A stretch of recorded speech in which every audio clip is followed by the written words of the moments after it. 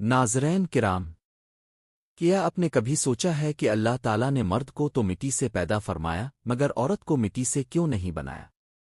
اور عورت کی تخلیق کس طرح ہوئی؟ آئیے آج ہم یہ نہایت اہم اور دلچسپ بات اسلامی تعلیمات کی روشنی میں جانتے ہیں۔ اللہ تعالیٰ نے سب سے پہلے حضرت آدم علیہ السلام کو مٹی سے پیدا فرمایا۔ پھر جب انہیں جنت میں بسایا گیا تو اللہ تعالیٰ نے فرمایا کہ انسان کو اکیلا نہیں رہنا چاہیے۔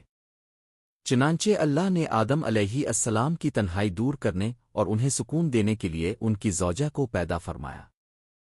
اسلامی روایات اور احادیث کے مطابق عورت کو براہ راست مٹی سے پیدا نہیں کیا گیا بلکہ اللہ تعالیٰ نے انہیں حضرت آدم علیہ السلام کے جسم سے پیدا فرمایا۔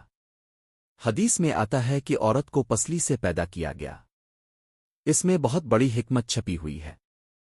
اگر عورت کو بھی الگ سے مٹی سے پیدا کر دیا جاتا تو مرد اور عورت کے درمیان وہ فطری قربت، محبت اور گہرا تعلق پیدا نہ ہوتا جو آج موجود ہے۔ چونکہ عورت مرد کے وجود سے پیدا کی گئی ہے، اسی لیے دونوں ایک دوسرے کے لیے سکون، محبت اور راحت کا ذریعہ ہے۔ قرآن مجید میں بھی اللہ تعالیٰ فرماتا ہے کہ اللہ نے تمہارے لیے تم ہی میں سے جوڑے بنائے تاکہ تم ان سے سکون حاصل کرو۔ عورت کو پسلی سے پیدا کرنے کا یہ مطلب ہرگز نہیں کہ وہ کمزور یا ناقص ہے، بلکہ اس کا مقصد یہ بتانا ہے کہ عورت کی فطرت نرم، نازک اور محبت والی ہے اور اس کے ساتھ نرمی اور اچھے اخلاق سے پیش آنا چاہیے۔ اسلام نے عورت کو بہت عظیم مقام دیا ہے۔ عورت ماں ہو تو جنت اس کے قدموں کے نیچے ہے، بہن ہو تو رحمت ہے، بیٹی ہو تو برکت ہے اور بیوی ہو تو زندگی کا سکون ہے۔